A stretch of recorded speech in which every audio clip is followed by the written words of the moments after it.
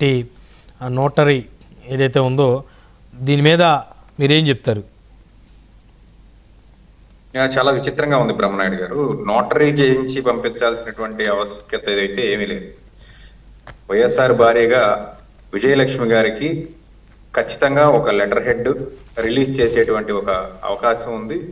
అయితే నోటరీ అనే కాన్సెప్ట్ ఇక్కడ కొంత అనుమానాలకు తావిస్తున్నటువంటి ఒక విషయం. ఇక రెండో విషయానికి వచ్చినట్లయితే వైఎస్ గారి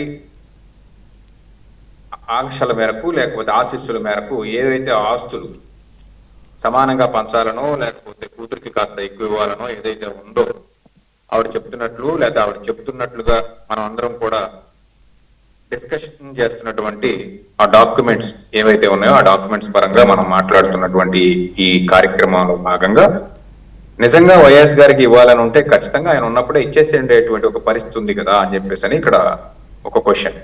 ఎందుకంటే అప్పటికే ఆయన 5 సంవత్సరాల ముఖ్యమంత్రి పదవీ కాలాన్ని పూర్తి చేసి మళ్ళీ రెండోసారి కూడా ముఖ్యమంత్రి అయినటువంటి ఒక పరిస్థితి.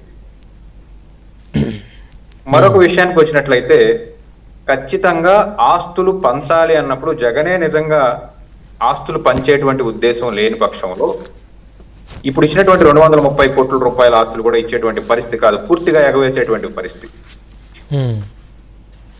సో చెల్లి గారికి ఇచ్చినటువంటి ఆస్తుల్ని ఆయన ఎప్పుడు కూడా వెనుతిరిగి లేకపోతే వెనక్కి అడగటం అనేది జరగలేదు. అయితే తన తల్లి గారి పేరు మీద ఏవైతే కొన్ని ఆస్తులు పెట్టారో ఆ ఆస్తులకు సంబంధించి గిఫ్ట్ డీడ్ గా రాయటం జరిగింది. ఆఫ్టర్ ఆవిడ తదనంతరం వెనక్కి తీసుకునేటువంటి ఒక పరిస్థితి సహజంగా ఉంటుంది. అయితే ఇప్పుడు వచ్చినటువంటి కుటుంబంలో వచ్చినటువంటి మనస్పర్ధల నేపథ్యంలో నిజంగా తల్లి గారికి జగన్ గారికి ఏమైనా మనస్పర్ధలు ఉన్నట్లయితే ఆ ఆస్తులు తల్లిగారి దగ్గర నుంచి చెల్లికి బదలాయింపు జరిగేటువంటి ఒక కార్యక్రమం జరుగుతుందేమో అనే ఉద్దేశంతో సిబిఐ కోర్టులో కానివ్వండి వివిధ కోర్టుల్లో కానివ్వండి ఈ ఆస్తుల బదలాయింపు ప్రక్రియ ఏదైతే ఉందో ఇది చెల్లుబాటు కాదు అని చెప్పేసి అని ఒక పిటిషన్ కూడా వేయటం జరిగింది. గతంలో కూడా మనం దీని గురించి డిస్కషన్ కూడా చేశాం.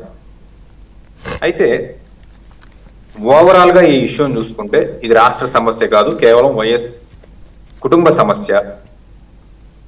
ఈ కుటుంబ సమస్యకు సంబంధించి ఇప్పుడు కాసేపు ఈ లెటరే నిజం అనుకుంటే మనం ఇలా నిజం అనుకుంటే అంటే ఇది విజయలక్ష్మి గారు రాయలేదనా మీరు అనేది, లేకపోతే విజయలక్ష్మి గారి చేత కూడా తెలుగుదేశం కానీ జనసేన వాళ్ళు కానీ బీజేపీలు కానీ వెనక నుంచి ఏమైనా రాపించారని కొద్ది క్లారిటీ చెప్పండి. నిజం అనుకుంటేనే పదం చాలా కన్ఫ్యూజన్ గా ఉంది.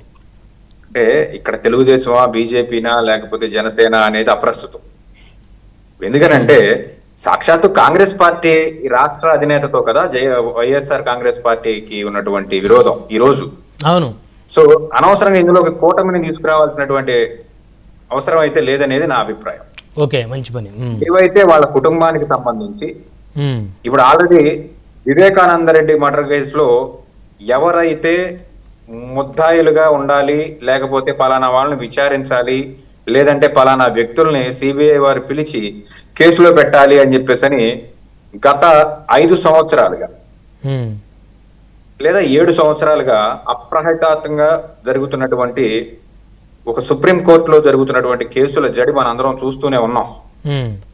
ఓవరాల్ గా సిబిఐ డైరెక్ట్ గా కాకుండా ఇండైరెక్ట్ గా ఎవరైతే నిందలు మోపబడ్డారో గత ప్రభుత్వంలో ఉన్నటువంటి అధికార పక్షంలో ఉన్నటువంటి ఎంపీ గారు కానివ్వండి లేకపోతే ఇతర కుటుంబ సభ్యులందరికీ కానివ్వండి ఒక రకంగా క్లీన్ చిట్ ఇచ్చేసినటువంటి ఒక పరిస్థితి.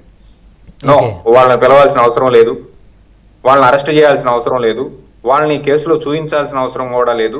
అటువంటి నివేదికలు కానీ సాక్ష్యాలు కానీ ఏ రోజు సిబిఐకి అందలేదు అని చెప్పేసి ప్రైమరీ ఎవిడెన్స్ అందలేదు, సెకండరీ ఎవిడెన్స్ కూడా అందలేదు అని చెప్పేసి క్రిస్టల్ క్లియర్ గా వాళ్ళందరికీ కూడా క్లీన్ చిట్ ఇచ్చినటువంటి ఒక పరిస్థితుల్లో ఈరోజు ఆ మర్డర్ కేసు ప్రభుత్వం ఆ కార్యక్రమం అంతా కూడా ముగిసిపోయింది అనుకునేటువంటి క్రమంలో మళ్ళీ జగన్మోహన్ రెడ్డిని వార్తల్లో నిలపాలని చెప్పేసి షర్మిల గారు ఇటువంటి విమర్శలు చేశారా అని చెప్పేసి ఒక నమ్మకం కూడా కలుగుతుంది.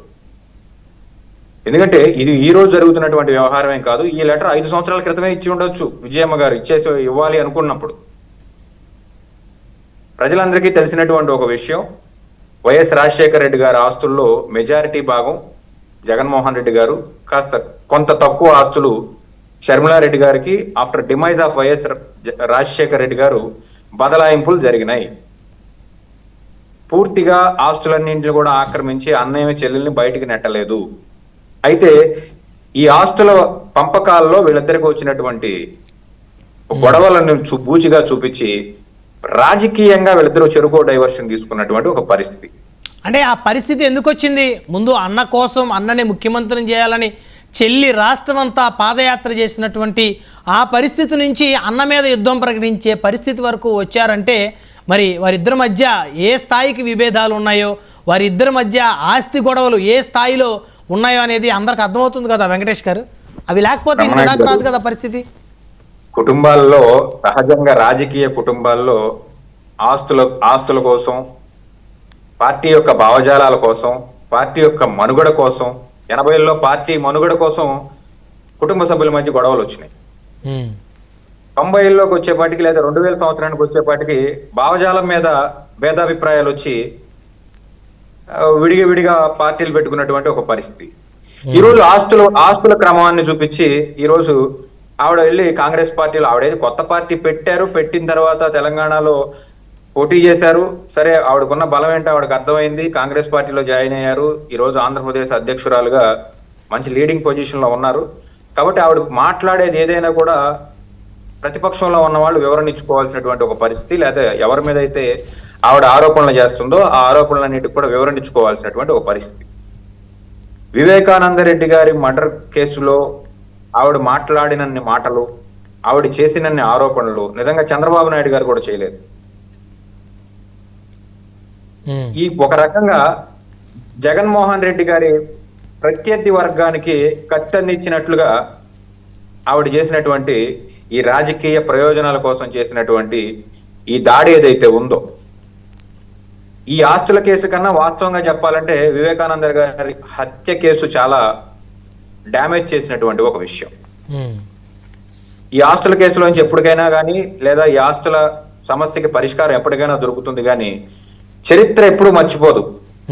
ఒకవేళ నిజంగా జగన్మోహన్ రెడ్డి గారి యొక్క లేదా వివేకానంద రెడ్డి గారి హత్యలో అవినాష్ రెడ్డి గారి యొక్క హస్తం కూడా ఉందని చెప్పి సిబిఐ ఇచ్చినట్లయితే, ఈ రాష్ట్రంలో జగన్మోహన్ రెడ్డి గారి ఉన్నప్పుడు, బతికున్నప్పుడు, చనిపోయిన తర్వాత ఇంకొక 100 ఏళ్లకు కూడా మర్చిపోలేనటువంటి ఒక నల్ల మచ్చ ఏదైతే ఉందో దాన్ని అంటించుకునేటువంటి ఒక పరిస్థితి.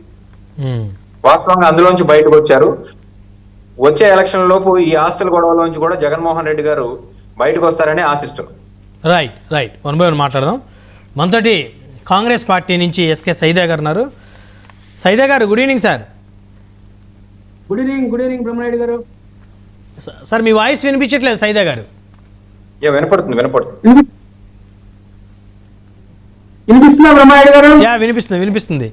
సో మీ అధినేత, మీ కాంగ్రెస్ పార్టీ అధ్యక్షురాలు షర్మిల గారు అంటే కాంగ్రెస్ పార్టీ తరపు నుంచి పోరాటం కన్నా కూడా తన వ్యక్తిగతమైనటువంటి పోరాటమే ఎక్కువగా కనబడతా ఉన్న పరిస్థితి. జగన్మోహన్ రెడ్డి గారి మీద వ్యక్తిగత విభేదాలు, వ్యక్తిగత వైరం, వివేకానంద రెడ్డి గారి హత్య కేసు సంబంధించి అవినాష్ రెడ్డి గారితో వ్యక్తిగతమైనటువంటి ఫైటింగు, అంటే పార్టీ కన్నా, పార్టీ పరంగా, పార్టీ సిద్ధాంతాల పరంగా, పార్టీ భావజాలం పరంగా కన్నా కూడా మీ అధ్యక్షురాలు యొక్క వ్యక్తిగత ఫైటింగే ఎక్కువగా కనపడుతూ ఉంది పొలిటికల్ సెక్టార్లో. అయితే ఇప్పుడు జగన్మోహన్ రెడ్డి గారు, షర్మిల గారు, సో వీళ్ళిద్దరి మధ్య తారాస్థాయికి చేరినటువంటి విభేదాలు ఏవైతే ఉన్నాయో, సో ఆ నేపథ్యంలో ఈ ఆస్తుల పంపకాలు అనేది ప్రధానంగా మనం చూడొచ్చు. విజయలక్ష్మి గారు నోటరీ చేసి మరి లెటర్ రిలీజ్ చేయటం అంటే అది చిన్న విషయం కాదు. సో ఇప్పుడు అడ్వకేట్ గారు మాత్రం ఆల్రెడీ ఆస్తుల పంపకాలు ఎప్పుడు అయిపోయాయి